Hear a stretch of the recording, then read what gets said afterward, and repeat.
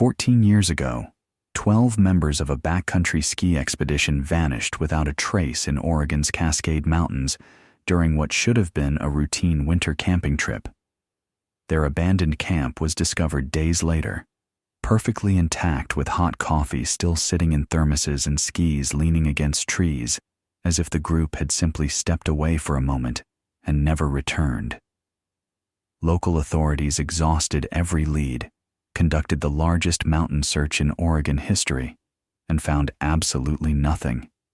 No bodies, no tracks leading away from camp, no emergency signals, no witnesses. The case went cold, filed away as one of the Pacific Northwest's most baffling unsolved mysteries, until a grandmother in Nebraska decided to upload her DNA to a genealogy website in 2015, setting off a chain of events that would finally crack open this impossible case and reveal a truth so disturbing that it would shake the entire outdoor recreation community to its core. Before we dive deeper into this shocking story, let us know where you're watching from. And if you like this video, don't forget to subscribe. On February 3rd, 2001, the winter morning broke over the Cascade Range with that particular crystalline clarity that backcountry skiers live for. The temperature at the Dutchman Flat Snowpark, elevation 4,200 feet, registered 18 degrees Fahrenheit at 6:45 a.m. when the expedition group began unloading their gear from 3 vehicles. This was the staging area for what the group called the Three Sisters Traverse, a challenging 5-day backcountry skiing route that would take them through some of Oregon's most remote and spectacular winter terrain, passing between the volcanic peaks of the Three Sisters Wilderness and connecting a series of established winter campsites used by experienced backcountry travelers. The 12-member group represented a cross-section of the Pacific Northwest's outdoor recreation community, all highly experienced winter travelers with years of backcountry skiing, winter camping, and avalanche safety training. The expedition leader was Thomas Carlson, 41, a veteran mountain guide with over 500 backcountry trips on his resume and certification as an avalanche forecaster with the Northwest Weather and Avalanche Center. Alongside him were Rachel Moss, 38, an emergency room physician from Portland who volunteered with Mountain Rescue and had completed winter mountaineering courses in Alaska. David Chen, 35, worked as a wilderness therapy counselor and held wilderness first responder certification. Jennifer Blackwood, 29, was a graduate student in environmental science studying climate change impacts on snowpack. Marcus Webb, 44, owned an outdoor gear shop in Bend and field-tested equipment for major manufacturers. Sarah Lindstrom, 31, taught avalanche safety courses for the Oregon Avalanche Association. Kevin Torres, 36, was a photojournalist specializing in wilderness and adventure sports. Amanda Price, 27, worked as a naturalist for the Forest Service during summer months. Robert Klein, 39, was a software engineer who spent every winter weekend in the backcountry. Lisa Henderson, 33, was a nurse anesthetist and experienced ski mountaineer. Eric Vance, 28, worked in search and rescue coordination for Deschutes County. And finally, Catherine Moore, 30, was a high school science teacher who had ski toured throughout the Cascades for a decade. According to their filed wilderness permit, the group planned to ski from Dutchman Flat to their first camp at Separation Creek on day 1, covering approximately 11 miles with 2,400 feet of elevation gain. Day 2 would take them over scenic ridgelines to camp near Park Meadow. Days 3 and 4 involved traversing below South Sisters volcanic slopes and camping in protected bowls. Day 5 would complete the loop back to their vehicles via the Green Lakes Trail system. The permit included detailed avalanche assessments, emergency communication protocols, and confirmation that every member carried avalanche transceivers, probes, shovels, and appropriate winter camping gear rated for temperatures potentially reaching 20 degrees Fahrenheit at higher elevations. The group departed Dutchman Flat at 7:30 a.m. on February 3rd, witnessed by several other parties heading out on day trips. A volunteer at the snowpark recorded their departure in the daily log, noting they appeared exceptionally well prepared with quality gear, good group spacing, and professional efficiency in their movements. Thomas Carlson had briefly spoken with the volunteer about snow conditions, mentioning they would be monitoring avalanche danger, closely given recent storm cycles that had deposited significant new snow on existing weak layers. Over the next 48 hours, the group maintained perfect adherence to their communication plan. Using a rented satellite phone with scheduled check-in times, they called the Deschutes County Sheriff's Dispatch at 6 p.m. on February 3rd to report they had reached Separation Creek Camp without incident. Conditions were described as excellent, with stable snow, clear skies, and temperatures in the mid-20s. The second check-in came at 6:15 p.m. on February 4th, with Rachel Moss reporting they had completed their traverse to Park Meadow.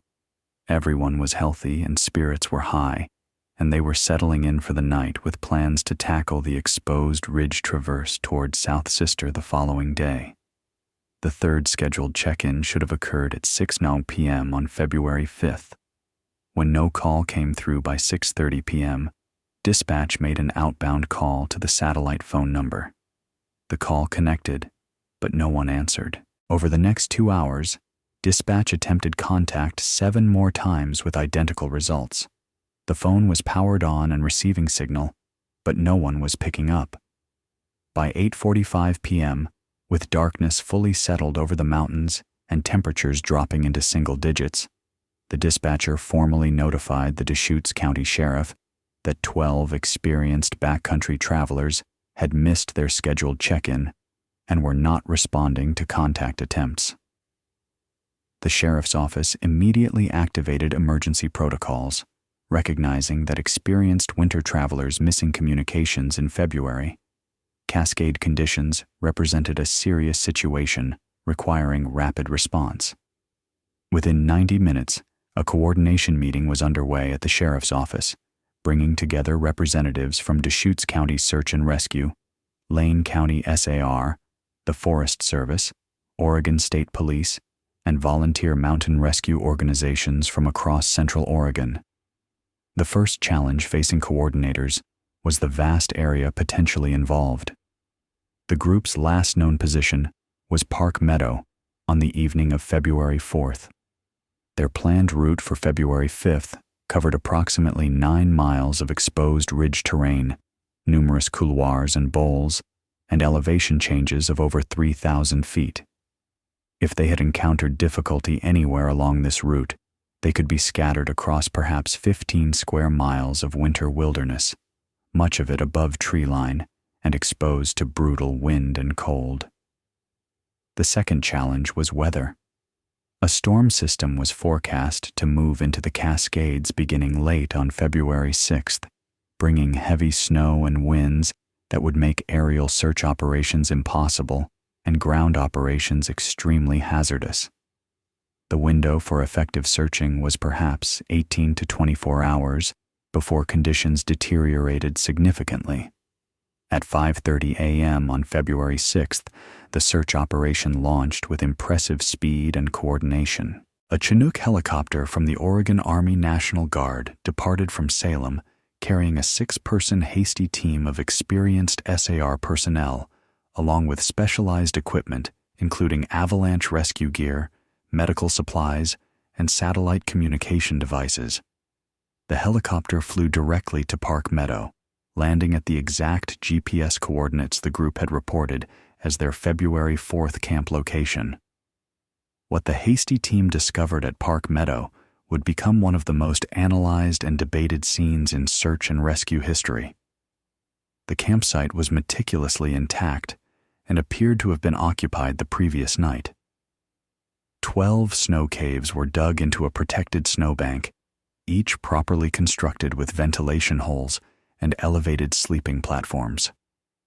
In the center of the camp area, a cooking station had been established with 2 expedition stoves sitting on insulated platforms. Most disturbingly, coffee thermoses sat beside the stoves, still containing liquid that had not yet frozen despite overnight temperatures in the teens.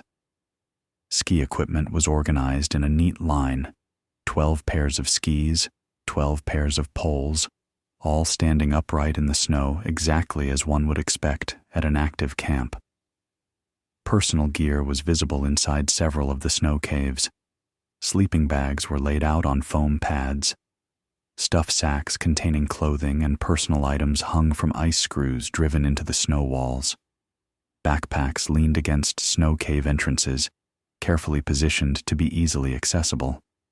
The scene looked precisely like a camp where 12 people were preparing to depart for the day's skiing, except all 12 people were completely absent.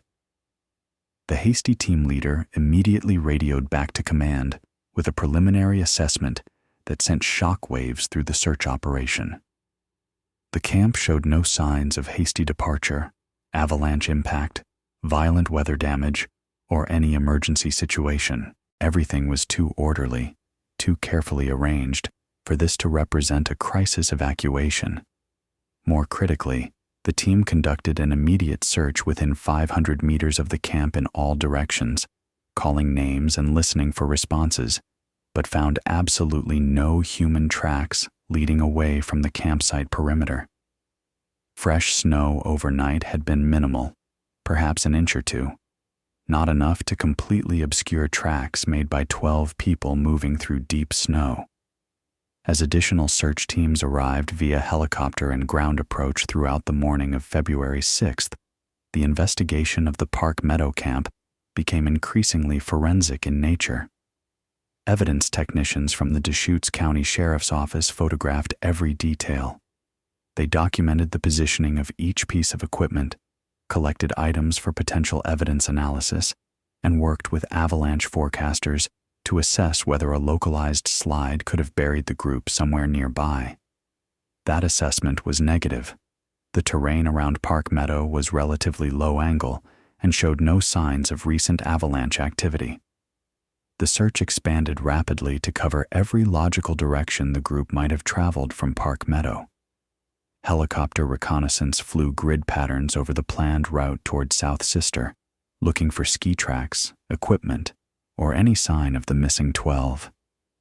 Ground teams pushed out along the ridge systems, checking every couloir and bowl where the group might have been caught in an avalanche. Technical teams rappelled into steep terrain to check cliff bands where a fall might have occurred. K-9 units trained for avalanche victim recovery worked across the snowpack, though the handlers noted that after 36 hours and with minimal scent articles to work from, the odds of dogs picking up meaningful tracks were very low. By the evening of February 6th, as the forecast storm began moving in with the first bands of heavy snow, over 150 personnel had been deployed across approximately 40 square miles of the Three Sisters wilderness. They had found nothing. No ski tracks leading away from the Park Meadow camp beyond a 100-meter radius that matched the group doing evening chores. No equipment dropped during a hasty evacuation. No emergency signals from the 12 avalanche transceivers every member was required to carry. No response to countless shouts and whistle blasts echoing across the frozen landscape. The storm that moved in on February 7th dumped 18 inches of new snow across the search area over the next 36 hours, essentially erasing any remaining surface evidence and making continued ground searching impossible without extreme risk to searchers. The active phase of the search operation continued for 2 weeks, with teams returning to the mountains whenever weather permitted, expanding their search radius to include areas far beyond the group's planned route. By February 20th, the operation had covered over 200 square miles, employed nearly 300 personnel at various points, and consumed thousands of hours of helicopter time. The official tally showed 0 discoveries of human remains, personal equipment, or any indication of what happened to 12 experienced winter travelers who had seemingly vanished into thin air from an intact camp. The investigation phase that followed the search operation would stretch for months, with detectives examining every aspect of the group's plans, backgrounds, and the days leading up to their departure. Financial records were reviewed to check if any member might have planned to disappear voluntarily. Personal relationships were investigated to identify any conflicts or issues that might explain a group separation. Digital forensics teams analyzed phones, computers, and social media accounts, looking for any indication of planning around the trip beyond what was documented in the wilderness permit. These investigations revealed nothing suspicious. All 12 members had stable lives, no financial problems, strong relationships with family and friends, and no indicators of suicidal ideation or desire to disappear. Their gear purchases, trip planning, and communications all reflected genuine intention to complete the ski traverse and return home. The financial cost of their gear alone, collectively worth over $40,000, argued strongly against voluntary abandonment. The abandoned camp equipment was transported to evidence storage and meticulously examined. The satellite phone was forensically analyzed, revealing that it had been powered on continuously since the group's last check-in, had received multiple incoming calls from dispatch on February 5th that went unanswered, and had not been used to place any outgoing calls or send any messages after the 6:15 p.m. check-in on February 4th. The phone showed no signs of damage and functioned perfectly when tested. This eliminated the possibility of equipment failure preventing the group from calling for help. Avalanche experts conducted extensive reviews of the snowpack conditions and weather patterns during the relevant time period. While the terrain along the group's planned route certainly contained avalanche terrain, and recent storm cycles had created concerning snow stability issues, the specific location of Park Meadow Camp was extremely safe from avalanche danger. Moreover, for all 12 members to have been caught and buried in an avalanche would require an extraordinarily large slide in unusual terrain, and aerial reconnaissance had identified no avalanche debris fields of appropriate size anywhere in the search area. Theories proliferated as months turned to years with no resolution. Some investigators suggested the group had encountered an unexpected weather event, perhaps a localized storm with zero visibility that caused them to become disoriented and wander away from camp. But this failed to explain why all 12 would leave together without any emergency gear, without sending a distress signal, and without anyone making it back to the obvious camp location. Others proposed an encounter with hostile individuals, perhaps illegal marijuana growers or fugitives hiding in the remote wilderness. But the Three Sisters Wilderness is exceptionally remote, even by Pacific Northwest standards, and no other evidence of such individuals was ever found in the area. The families of the missing 12 organized private search efforts throughout the spring and summer of 2001, hiring private investigators and consulting with other search and rescue organizations. These efforts covered additional ground, but discovered nothing new. By the end of 2001, the case was classified as a cold missing persons investigation with active searching suspended pending new evidence or information. For the next 14 years, the Park Meadow disappearance remained one of Oregon's most baffling unsolved cases. Every winter, when conditions permitted, family members and volunteer groups would return to the Three Sisters Wilderness, searching snowfields and examining areas exposed by summer melting. The Deschutes County Sheriff maintained the case file as an open investigation, periodically reviewing it when new forensic capabilities became available. But year after year, no bodies were recovered, no equipment was found, and no explanations emerged. The breakthrough that would finally solve the case came from an entirely unexpected direction: the rapidly growing field of investigative genetic genealogy. In April 2015, A woman named Eleanor Hutchins in Lincoln, Nebraska, decided to participate in a popular consumer DNA testing service to learn more about her family ancestry. Eleanor, 68 years old, had no connection to Oregon, had never heard of the Park Meadow disappearance, and had no idea that uploading her DNA results to a public genealogy database would trigger a chain of events leading to one of the most shocking arrests in Pacific Northwest history. The connection began when a forensic genealogist named Dr. Patricia Chen, working as a consultant for the Oregon State Police on various cold cases, was conducting routine reviews of DNA evidence that had been collected but never successfully matched to suspects. Among her case files was a curious item from the Park Meadow investigation: a single human hair recovered from one of the coffee thermoses left at the abandoned camp. The hair had been carefully preserved since 2001, but in that era, DNA analysis capabilities were limited. By 2015, however, advances in DNA extraction and analysis meant that even degraded samples could potentially yield useful genetic profiles.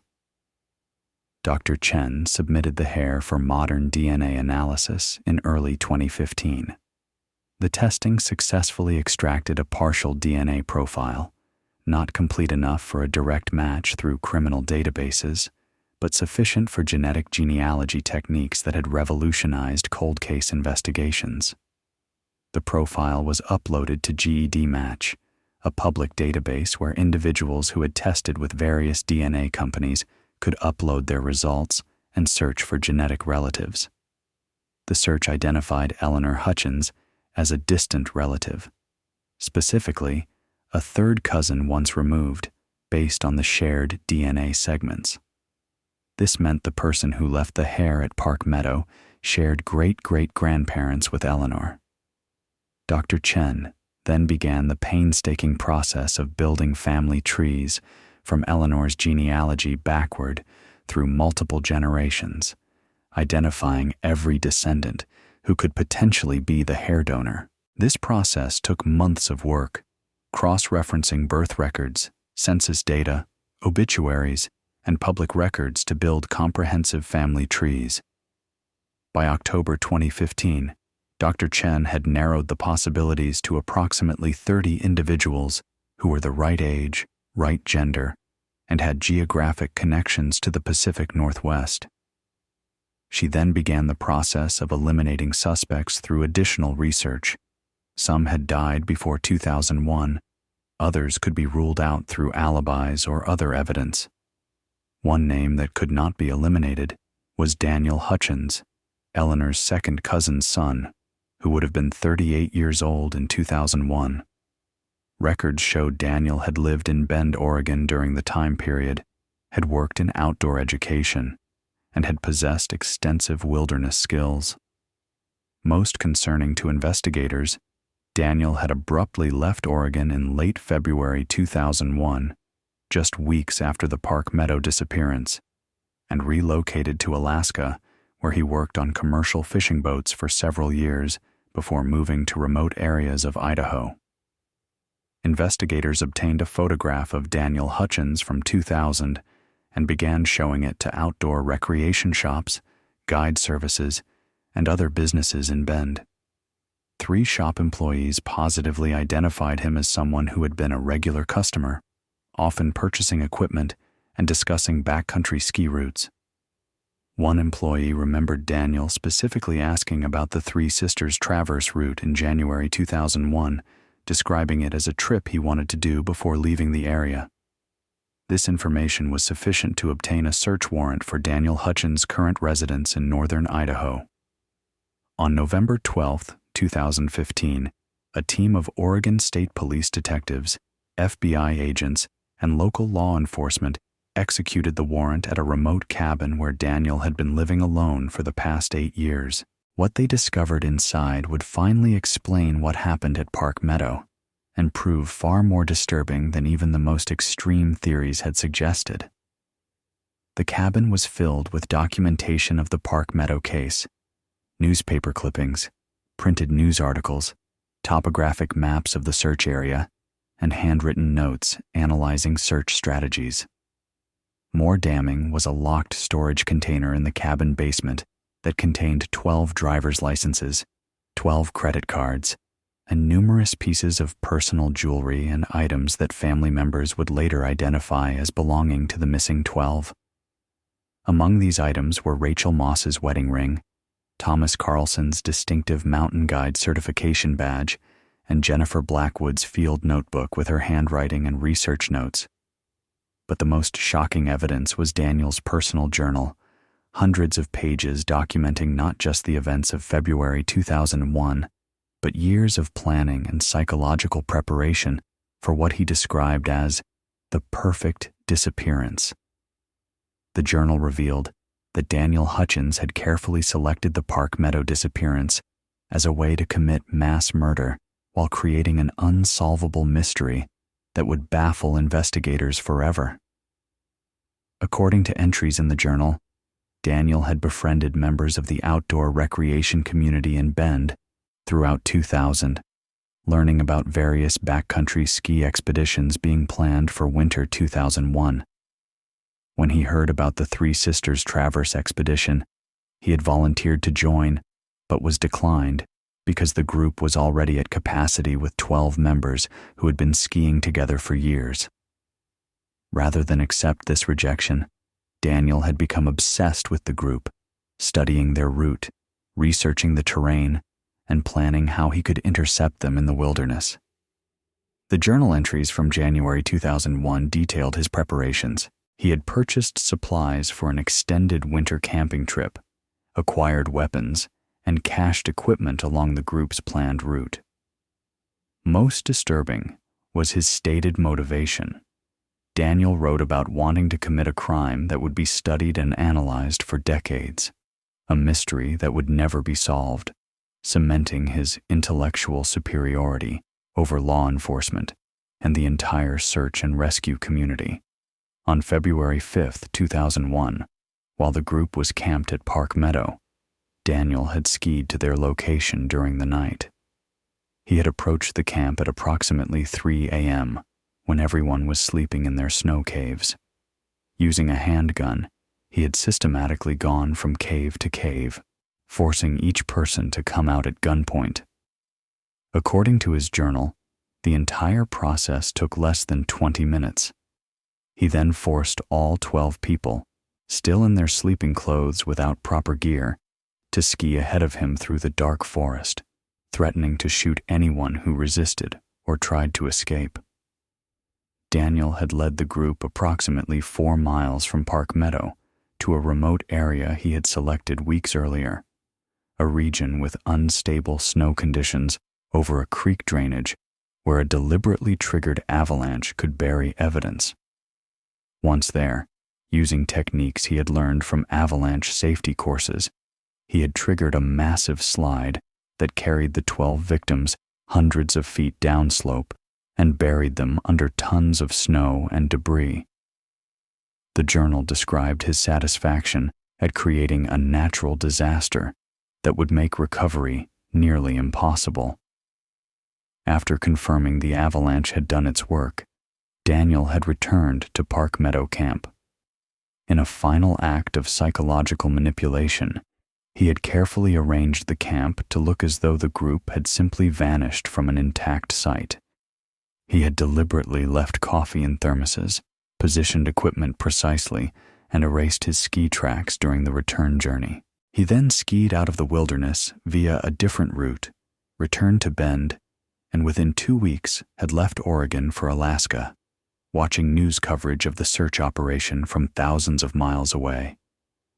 The journal entries from the years following 2001 showed Daniel monitoring media coverage of the case, reading online discussions of various theories, and expressing pleasure that investigators had never come close to determining what actually happened.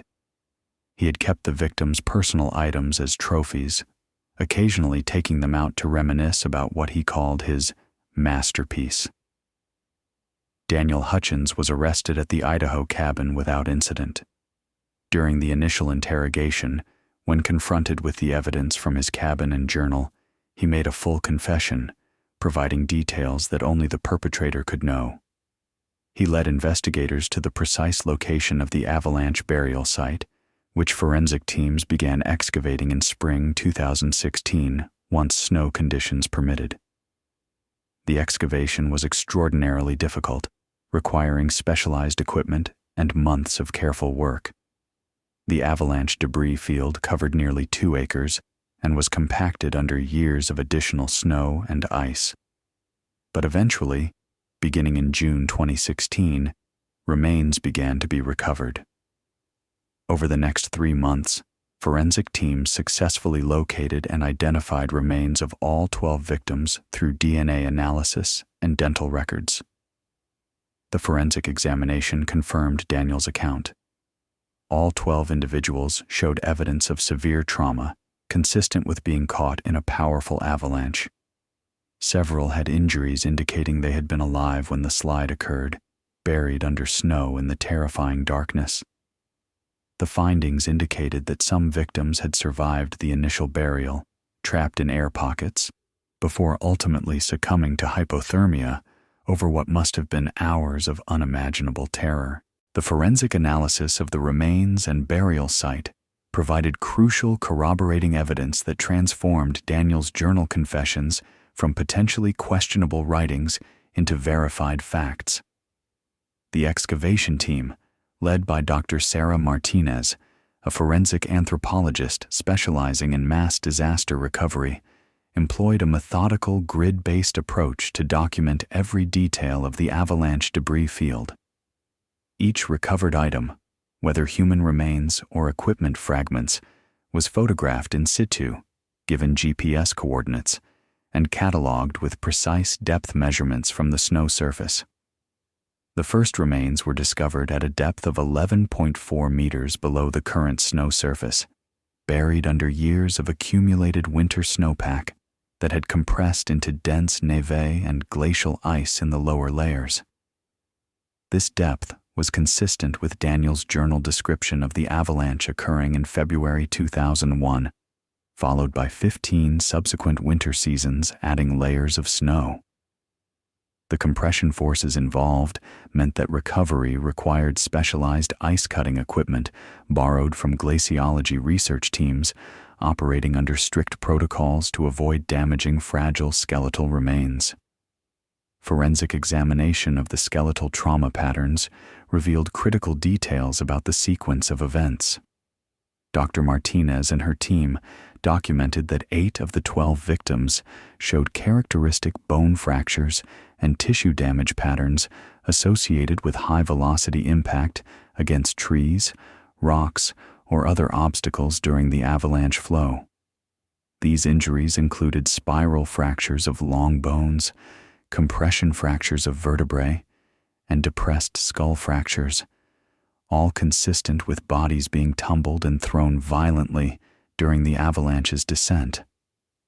More disturbingly, 4 of the 12 victims showed a different pattern of injuries. These individuals had relatively minimal trauma from the avalanche itself, but their remains showed evidence that they had been in confined spaces after burial. One victim's skeletal positioning indicated they had been in a semi-seated posture within a small air pocket, with arm bones positioned suggesting attempted digging or movement within the confined space. Forensic analysis of surrounding snow samples showed elevated CO2 levels in ice cores from the immediate vicinity of these remains, confirming that these individuals had been breathing in trapped air pockets after burial, slowly consuming available oxygen over a period estimated at 3 to 6 hours, based on the volume of the air spaces and expected respiration rates under extreme stress. The forensic team also recovered numerous personal items buried alongside the remains. These included fragments of sleeping clothing that matched descriptions provided by families of what their loved ones typically wore for winter camping, torn and damaged by the violence of the avalanche. Several items matched those Daniel had kept as trophies in his cabin. For instance, a distinctive titanium watch recovered from the burial site matched the description of one found in Daniel's possession, allowing investigators to confirm that Daniel had returned to the site at some point after the avalanche to retrieve specific items he wanted to keep. Perhaps most chilling was the recovery of 3 cell phones from the burial site. While cell service would have been non-existent in the remote location in 2001, forensic examination of the phone's internal memory revealed that at least 2 victims had attempted to record voice memos during their final hours trapped under the snow. The audio files, recovered by FBI digital forensics specialists using data recovery techniques for severely damaged devices, contained fragments of victims' voices describing their situation, expressing love for family members, and in one case, describing the sound of Daniel Hutchins' voice and his threats before forcing them to ski into the avalanche zone. These recordings provided independent corroboration of Daniel's guilt beyond his journal confessions. The investigation into Daniel Hutchins' background revealed a deeply disturbed individual with a long history of concerning behaviors that had never been recognized as warning signs. Detectives interviewed dozens of people who had known Daniel in Oregon, Alaska, and Idaho, gradually building a psychological profile that helped explain, though never excuse, his actions.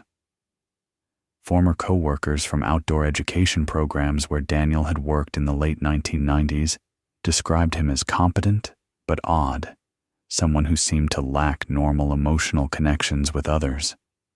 Several remembered him expressing unusual interest in famous unsolved crimes, particularly cases where perpetrators had seemingly disappeared without a trace. One former colleague recalled Daniel commenting that most criminals were caught because they weren't smart enough to think 5 steps ahead, and expressing confidence that he could commit a perfect crime if he chose to. High school records obtained from Daniel's hometown in California showed a pattern of social isolation and academic inconsistency. While he had excelled in subjects like math and geography, teachers' notes described him as emotionally distant and concerning in his expressed attitudes toward others. A school counselor had recommended psychological evaluation after Daniel wrote a creative writing assignment in 11th grade about making people disappear. But no follow-up evaluation had occurred. Most disturbing were journals recovered from Daniel's cabin dating back to the mid-1990s, showing his fascination with creating unsolvable crimes had developed over many years. These early journals contained detailed analyses of famous cold cases, with Daniel critiquing what he saw as mistakes made by perpetrators that led to their eventual capture. He had apparently viewed himself as superior to these criminals, believing he could learn from their errors and commit crimes that would never be solved. The journals also revealed that Park Meadow was not Daniel's first violent act, though it was by far his most elaborate and deadly. In 1998, Daniel had deliberately caused a wilderness accident that resulted in the death of another hiker, making it appear as though the victim had fallen from a cliff while hiking alone. That death had been ruled accidental at the time, with no investigation beyond basic documentation. Only after Daniel's arrest and the discovery of his journals did Oregon State Police realize they had an earlier murder case to reopen and potentially charge Daniel with an additional homicide. The prosecution's preparation for Daniel Hutchins' trial involved assembling one of the most comprehensive forensic cases in Oregon legal history. Lead prosecutor James Martinez recognized that while Daniel's journal confessions and the items found in his cabin were powerful evidence, the defense would certainly challenge their admissibility and argue they represented fantasy rather than fact. Martinez needed to create an irrefutable chain of evidence that would survive any defense attack and convince a jury beyond reasonable doubt. The DNA genealogy evidence formed the foundation of the prosecution's case. Dr. Patricia Chen was prepared to testify in detail about how genetic genealogy worked, how the hair from the Park Meadow campsite had been matched to Daniel through his cousin Eleanor Hutchins, and why the scientific methodology was reliable. The prosecution anticipated that the defense would challenge this relatively new forensic technique, so they prepared extensive educational materials for the jury, including simplified diagrams showing how DNA inheritance patterns could identify distant relatives and how family trees could be constructed to narrow suspects.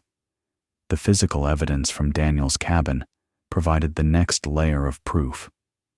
Forensic analysts had examined the 12 driver's licenses, credit cards, and personal items found in the locked container, comparing them against records and photographs provided by victims' families. Each item was documented with high-resolution photography, and several items bore unique identifying marks, scratches, engravings, wear patterns that families could confirm matched their loved ones' possessions. The prosecution prepared testimony from family members who could positively identify specific items and describe their significance, creating emotional moments that would humanize the 12 victims for the jury. The journal itself required extensive preparation for presentation. At over 300 pages covering the period from 1999 through 2015, it represented overwhelming documentary evidence of planning, execution, and post-crime satisfaction. However, the prosecution needed to carefully select the most damning passages while avoiding overwhelming the jury with repetitive material. They prepared a condensed version highlighting the most important entries, supplemented by expert testimony from a forensic psychologist who analyzed the journal's content and explained how it revealed Daniel's psychological state and motivation. The most powerful evidence, however, came from the burial site excavation and forensic analysis. The prosecution prepared a detailed presentation using 3D computer modeling to show the jury exactly where the avalanche had occurred, how the debris field had been distributed, and where each victim's remains had been recovered. This model incorporated actual topographic data, precise GPS coordinates, and forensic findings about burial depths and positions. Dr. Sarah Martinez prepared extensive testimony explaining the forensic evidence from the remains. Using careful language to respect the victims while being clinically precise about findings, she would explain to the jury how skeletal trauma patterns confirmed death by avalanche, how the positioning of some remains indicated survival in air pockets, and how the evidence at the burial site perfectly matched Daniel's journal descriptions. Her testimony would be supported by dozens of photographs, diagrams, and expert reports from multiple forensic specialists who had participated in the examination. The cell phone audio recordings represented perhaps the most emotionally devastating evidence. The prosecution debated extensively whether to play these recordings in court, knowing they would be extraordinarily difficult for family members to hear. Ultimately, they decided that one recording in particular, a 47-second voice memo from Thomas Carlson describing being forced at gunpoint to ski through darkness and mentioning, "The man with the gun says his name is Daniel," was too powerful to exclude. This recording directly corroborated Daniel's journal account and provided independent evidence from a victim that could not be challenged as possibly fabricated. The defense strategy, when it emerged during pretrial hearings, focused on challenging the scientific validity of DNA genealogy and suggesting that Daniel's journals represented creative fiction rather than confession. Defense attorney Margaret O'Connor argued that genetic genealogy was too new and unproven to be reliable, that false matches could occur, and that Daniel's cousin being a distant relative was insufficient to place Daniel himself at the crime scene. Regarding the journals, O'Connor argued they represented Daniel's unhealthy fascination with the Park Meadow case, combined with creative writing about how such a crime could have been committed. She pointed to numerous other true crime enthusiasts who wrote detailed analyses and speculative accounts of famous cases without actually being perpetrators. The personal items found in Daniel's cabin, O'Connor suggested, could have been purchased or found by Daniel, who had an obsessive interest in the case and might have acquired items through estate sales or other means after families of victims disposed of belongings. This defense strategy required the prosecution to reinforce connections between different evidence categories. The DNA placed a Hutchins family member at Park Meadow. Records showed Daniel was in Oregon at the relevant time and abruptly left shortly after the disappearance. The journals contained details that only the perpetrator could know. The personal items matched descriptions from families and included items recovered from the burial site. The burial site location precisely matched Daniel's journal description. The cell phone recording mentioned someone named Daniel. Each piece of evidence alone might be challenged, but together, they created an overwhelming mosaic of guilt. The trial began on February 6, 2017, with jury selection taking 3 days. The prosecution sought jurors who could handle graphic forensic evidence and complex scientific testimony, while the defense wanted jurors skeptical of new technologies and capable of distinguishing between fantasy and reality. The final jury of 12, plus 4 alternates, represented a diverse cross-section of Oregon residents, including a retired science teacher, a software engineer, 2 nurses, a mechanic, a librarian, and several retail and service industry workers. Opening statements laid out the dramatic contrast in how each side viewed the evidence. Prosecutor James Martinez stood before the jury with photographs of the 12 victims displayed on screens, describing them as experienced outdoor enthusiasts who had embarked on a dream ski trip and encountered evil in the form of Daniel Hutchins, a man who had carefully planned their murders as an intellectual exercise in committing the perfect crime. Martinez outlined the evidence the jury would see over the coming weeks, promising that by the end, they would have no doubt that Daniel Hutchins was responsible for 12 brutal murders. Defense attorney Margaret O'Connor countered with a very different narrative. She described Daniel Hutchins as a troubled man with an unhealthy obsession with the Park Meadow case, but emphasized that obsession and guilt were not the same thing. She previewed challenges to the genetic genealogy evidence, suggested alternative explanations for items found in Daniel's cabin, and argued that the state was trying to convict Daniel based on his disturbing writings rather than actual proof of criminal acts. The prosecution's case unfolded over 4 weeks, with dozens of witnesses and hundreds of pieces of evidence. The early witnesses established the baseline facts: the ski trip planning, the permits, the communication schedule, the last check-ins, and the discovery of the abandoned camp. Family members testified about their loved ones' experience and expertise, establishing that these were not reckless adventurers, but careful, skilled backcountry travelers who would not have made fatal errors. Search and rescue coordinators described the massive search operation in February 2001, the discovery of the pristine camp, and the baffling absence of any tracks or signs of emergency.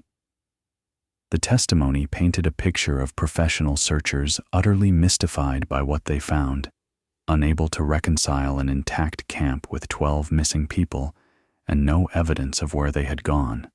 Dr. Patricia Chen's testimony about the DNA genealogy investigation commanded attention from the jury. She spent 2 full days on the witness stand, first explaining in accessible language how DNA inheritance works, how distant relatives share identifiable DNA segments, and how those connections can be used to build family trees identifying possible suspects. She then walked the jury through her specific investigation, showing how Eleanor Hutchins' DNA led to the identification of Daniel Hutchins as a 3rd cousin once removed, and how genealogical research confirmed Daniel's presence in Oregon in 2001. The defense's cross-examination challenged Dr. Chen extensively, questioning the reliability of partial DNA matches, the possibility of contamination, and whether such distant familial connections were sufficient for confident identification. but Dr. Chen remained composed and methodical, explaining that while DNA genealogy alone might not be sufficient, in combination with other evidence, it provided powerful confirmation of identity. She emphasized that the DNA evidence didn't exist in isolation. It was corroborated by Daniel's presence in Oregon, his abrupt departure after the murders, his possession of victims' items, and his detailed journal confessions.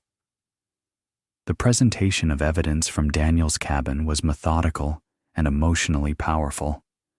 Family members identified personal items belonging to their loved ones, often breaking down in tears as they held or looked at objects they hadn't seen in 16 years. Rachel Moss's sister identified her wedding ring, describing the custom inscription inside that perfectly matched. Thomas Carlson's brother identified his mountain guide badge, explaining the specific scratches and wear patterns from years of use. These identifications created moments of profound emotion in the courtroom, with several jurors visibly moved by the family members' testimony. The journal passages were presented through a combination of projected text and Prosecutor Martinez reading key sections aloud. The selections focused on entries showing planning and preparation before February 2001, detailed descriptions of the crime itself, and post-crime entries expressing satisfaction with the unsolved mystery. Several passages were particularly damning, including Daniel's description of approaching the Park Meadow camp in darkness, his detailed account of forcing victims to ski under gunpoint, and his technical analysis of how he had selected the avalanche location based on snowpack instability assessment. Dr. Sarah Martinez's testimony about the forensic examination of the remains and burial site dominated the trial's fourth week. Using the 3D computer model, she walked the jury through the excavation process, explaining how each victim had been located, the depths at which remains were found, and what the skeletal evidence revealed about their final moments. Her testimony was clinical but respectful, acknowledging the horror of what she was describing while maintaining scientific precision about the evidence. When prosecutors played the audio recording from Thomas Carlson's cell phone, the courtroom fell into profound silence. Carlson's voice, remarkably clear despite being recorded on a 2001-era phone and recovered from avalanche debris, described being forced to ski through darkness with a gun pointed at him, and explicitly mentioned Daniel as his captor. The recording lasted less than a minute, ending abruptly, but its impact on the jury was visible and profound. The defense case lasted only 1 week, focused primarily on challenging the reliability and interpretation of the prosecution's evidence.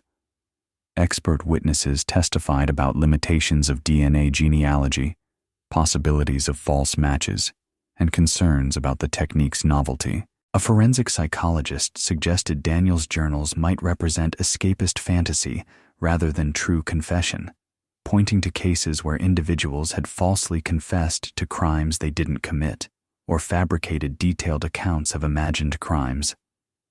The defense also presented character witnesses who described Daniel as odd but not violent, emphasizing that being socially awkward or having macabre interests didn't make someone a murderer.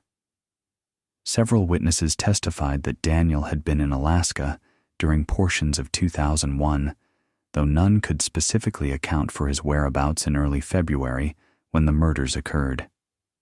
Closing arguments spanned 2 full days. Prosecutor Martinez delivered a powerful summation, walking the jury through each category of evidence and showing how they interconnected to prove guilt beyond reasonable doubt.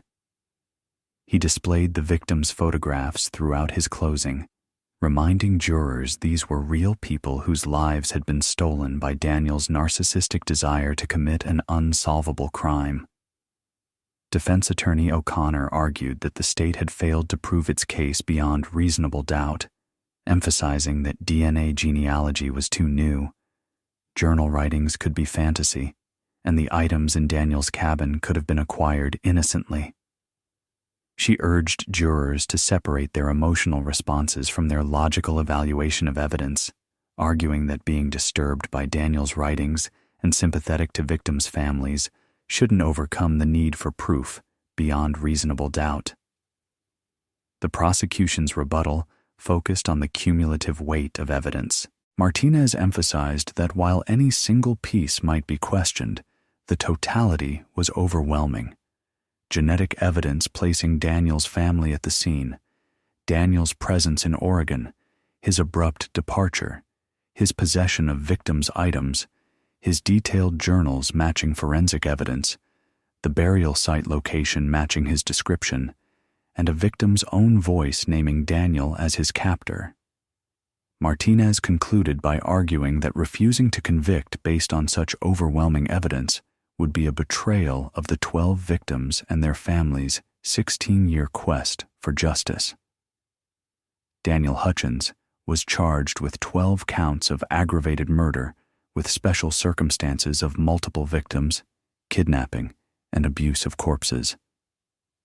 The trial began in February 2017, exactly 16 years after the murders. Over 8 weeks, prosecutors presented the comprehensive evidence: the DNA genealogy connection, the items found in Daniel's cabin, his detailed journal confessions, and the forensic evidence from the recovered remains. The defense attempted to argue that the journal was a fictional writing project and that Daniel had found the items rather than taken them from victims. However, the journal contained details about the camp layout, equipment positioning, and site-specific information that could only have been known by someone who was actually present at Park Meadow. Combined with the DNA evidence and the precise location of the burial site that Daniel had described, the prosecution's case was overwhelming. On April 3, 2017, after 3 days of deliberations, the jury returned guilty verdicts on all charges.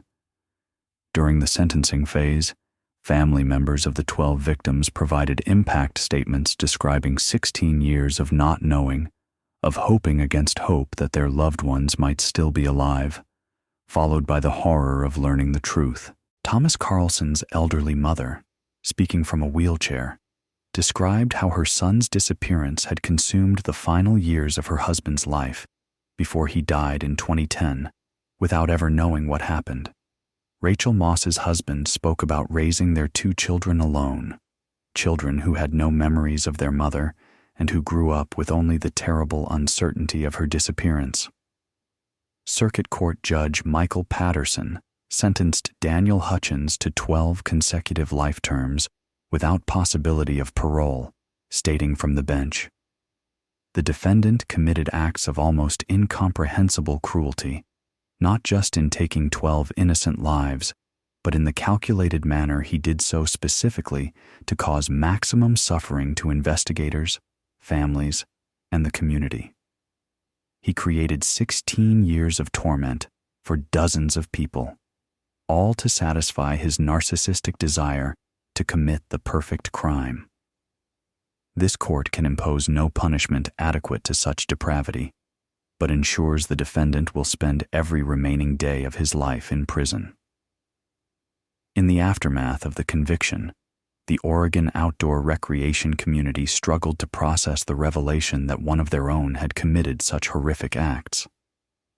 The case led to discussions about vetting procedures for outdoor groups, safety protocols for backcountry travelers, and the assumption that fellow outdoor enthusiasts could be trusted.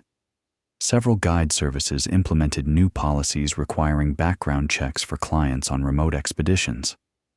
The psychological impact on the outdoor recreation community was profound and multifaceted. For many who had known Daniel Hutchins casually through outdoor shops, climbing gyms, or trail encounters, there was the disturbing realization that they had interacted with a serial killer without recognizing any warning signs. Several individuals came forward after the trial to describe encounters with Daniel that, in retrospect, seemed ominous. Comments about perfect crimes, unusual interest in remote locations where bodies might never be found, or strange questions about avalanche dynamics and burial depths.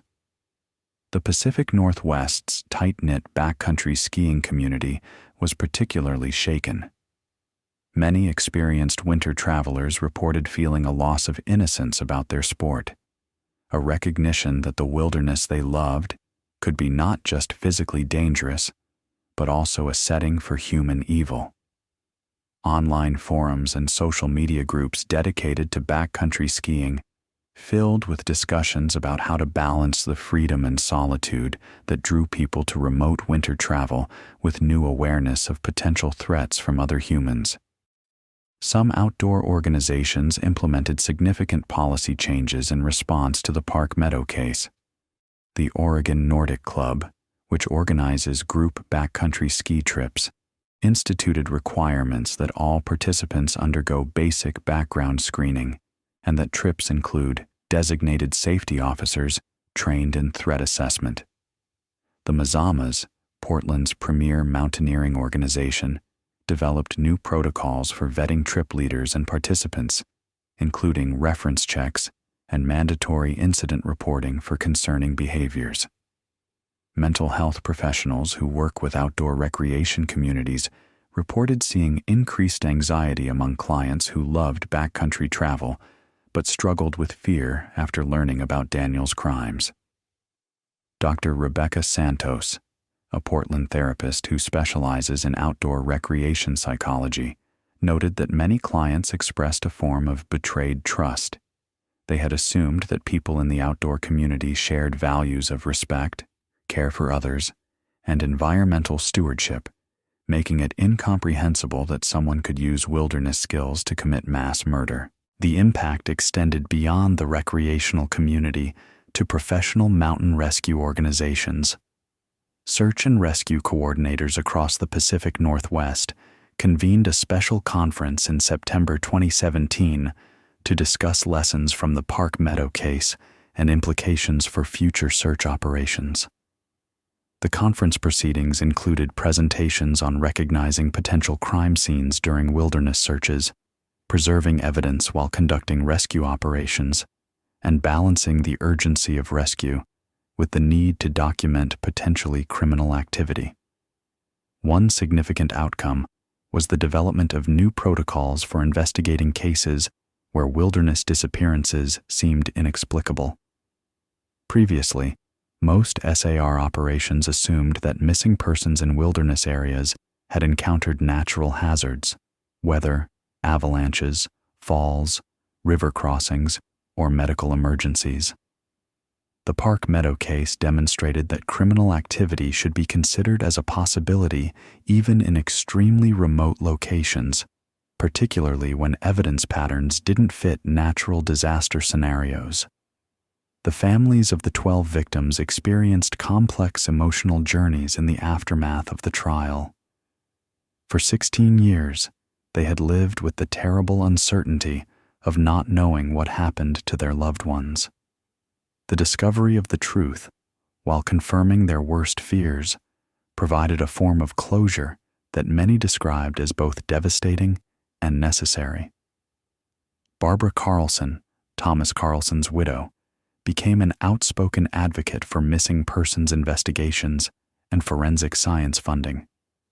In numerous interviews and presentations, she emphasized that her family's suffering had been compounded by 16 years of not knowing, of maintaining hope that was ultimately crushed by the revelation of how Thomas died. She argued passionately for continued investment in cold case investigations and emerging forensic technologies like DNA genealogy that could provide answers to other families living in similar limbo. The 12 families established the Park Meadow Memorial Foundation in 2018, dedicated to supporting wilderness safety education, search and rescue operations, and forensic science research. The foundation provides scholarships for students pursuing careers in emergency medicine, forensic anthropology, and search and rescue coordination. It also funds research into new technologies for locating missing persons in wilderness areas and supports the families of other missing persons through peer support groups and advocacy. Each year, on February 5th, the anniversary of the day the 12 victims were murdered, the foundation organizes a memorial ski tour along a safe portion of the Three Sisters Traverse route. The event typically draws several hundred participants, including family members, friends, search and rescue volunteers, and members of the outdoor community who want to honor the victims' memory. The tour concludes at Dutchman Flat Snowpark with a ceremony at the memorial plaque, where participants share stories about the victims and reflect on the importance of both pursuing outdoor adventures and maintaining awareness of potential risks. The case also became a landmark example of how DNA genealogy could solve seemingly impossible cold cases. Dr. Patricia Chen's work on the Park Meadow investigation was studied by law enforcement agencies nationwide, leading to expanded use of genetic genealogy techniques in cold cases across the country. The success demonstrated that even cases with minimal physical evidence could potentially be solved through innovative applications of emerging technology. Law enforcement agencies in multiple states established cold case units specifically focused on applying genetic genealogy to unsolved cases. The FBI created training programs teaching detectives how to work with genetic genealogy consultants, build family trees from DNA matches, and conduct investigations that properly documented the genealogical connection between evidence and suspects. By 2019, genetic genealogy had been used to solve dozens of cold cases nationally, with the Park Meadow investigation frequently cited as demonstrating the technique's power. However, the use of genetic genealogy also sparked intense debate about privacy, civil liberties, and the appropriate boundaries of law enforcement investigation. Privacy advocates argued that people who uploaded DNA to genealogy databases for recreational purposes had not consented to their genetic information being used in criminal investigations, potentially implicating innocent family members and creating new forms of genetic surveillance. Several states considered legislation regulating law enforcement access to genetic genealogy databases, trying to balance crime-solving benefits against privacy concerns.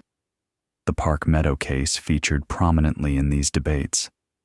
Supporters of genetic genealogy pointed out that Eleanor Hutchins, the distant cousin whose DNA led to Daniel's identification, had no objection to her genetic information helping solve a mass murder.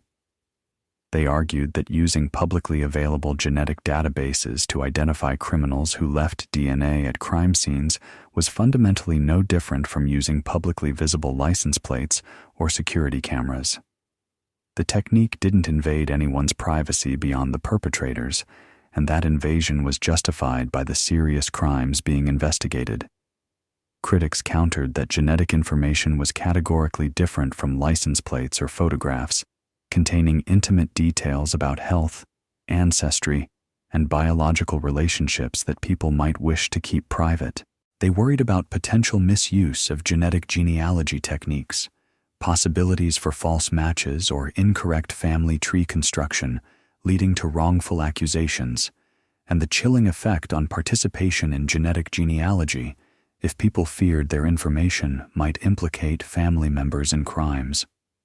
The Oregon legislature ultimately passed the Genetic Privacy and Law Enforcement Act in 2019, establishing guidelines for how law enforcement could use genetic genealogy. The law required that genetic genealogy only be used for serious violent crimes, that investigators obtain judicial approval before beginning genetic genealogy investigations, and that privacy protections be built into the process to minimize exposure of innocent family members' information. The legislation was seen as a model balance between enabling effective investigation and protecting privacy rights. Daniel Hutchins remains in maximum security custody at Oregon State Penitentiary, where corrections officials report he shows no remorse and continues to express satisfaction with the attention his crimes received. Appeals have been denied at every level, with courts affirming that the evidence of guilt was overwhelming and the sentence appropriate for the magnitude of the crimes. Prison psychologists who have evaluated Daniel as part of routine assessments describe him as a classic narcissistic psychopath, someone with grandiose self-perception, complete lack of empathy, and inability to comprehend others as fully human individuals deserving of moral consideration. Reports note that Daniel views his crimes through the lens of intellectual achievement, proud of having created a mystery that stumped investigators for 16 years, and apparently unconcerned about the suffering he caused.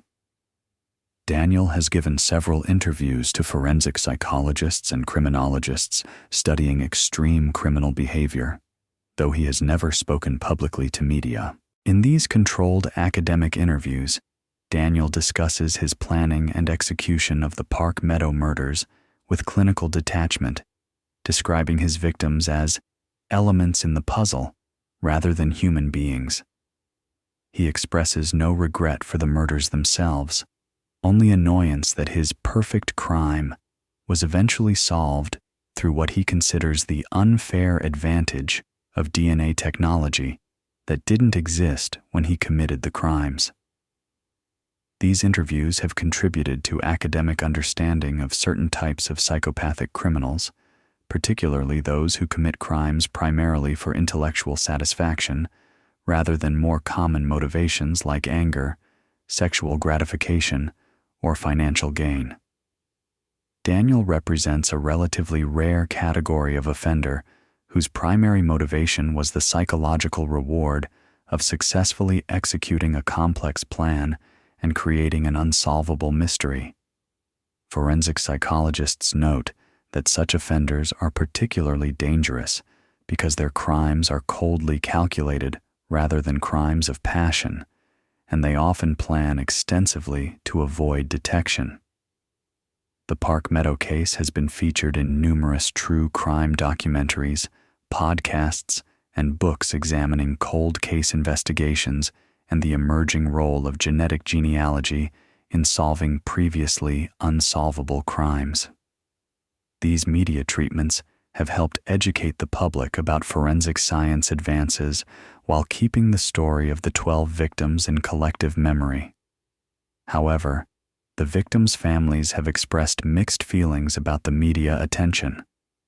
While they appreciate that coverage keeps their loved ones' memory alive and educates people about cold case investigations, they worry that sensationalized treatments sometimes focus more on Daniel Hutchins and his crimes than on honoring the 12 people whose lives were stolen. Several family members have participated selectively in media interviews, using these opportunities to emphasize who their loved ones were as people, their careers, passions, relationships, and contributions, rather than focusing solely on how they died.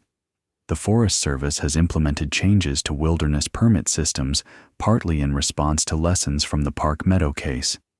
While permits for popular areas like the Three Sisters Wilderness already required detailed trip plans, communication schedules, and emergency contact information, the new systems include additional safety features.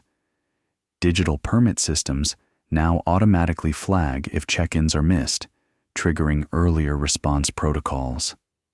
GPS-based emergency beacons are increasingly recommended and sometimes required for winter expeditions, and wilderness rangers conduct more frequent patrols of popular backcountry areas, both to assist recreationists and to maintain presence that might deter criminal activity.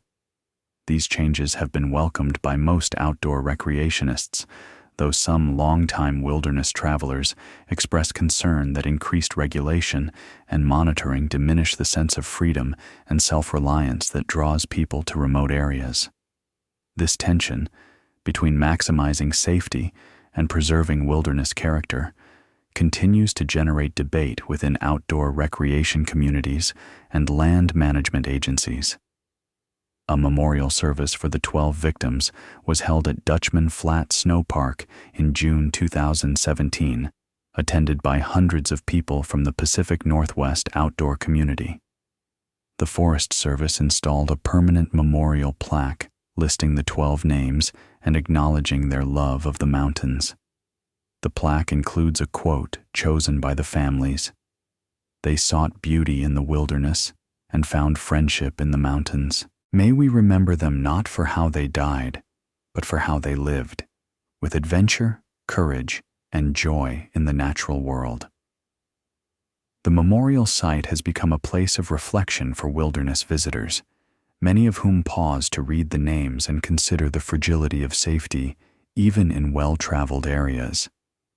Rangers report that the memorial serves multiple purposes, honoring the victims, reminding visitors to take safety seriously, and acknowledging that even experienced outdoor travelers can face unexpected dangers. The Park Meadow case continues to resonate as both a cautionary tale and a testament to the power of persistent investigation. Daniel Hutchins remains in maximum security custody at Oregon State Penitentiary, where corrections officials report he shows no remorse and continues to express satisfaction with the attention his crimes received.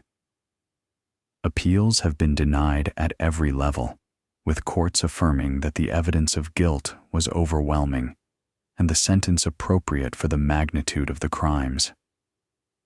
For the families of the 12 victims, the journey from mystery to terrible truth took 16 years. They have become advocates for missing persons investigations, supporting continued investment in forensic science and encouraging families of other missing persons to never give up hope that answers may eventually come. Several families have established scholarships and outdoor education programs in their loved ones' names, ensuring that the victims' passion for wilderness experiences continues to benefit others.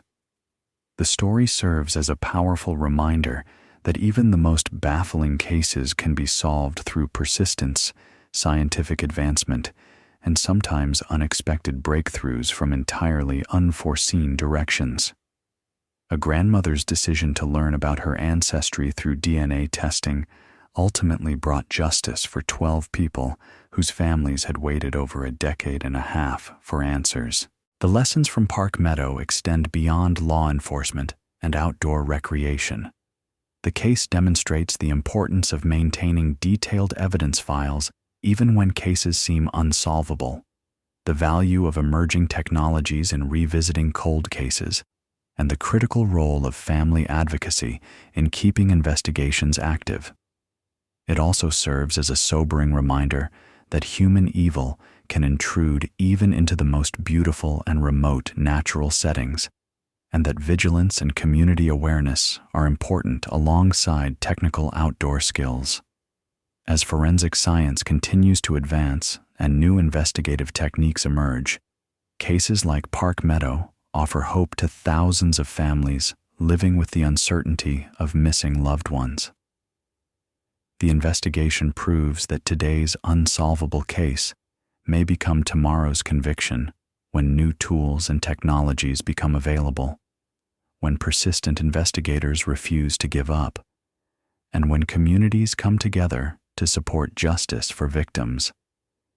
If you found this story compelling and want to follow more meticulously investigated and reconstructed cold cases, remember to hit subscribe so you don't miss any videos.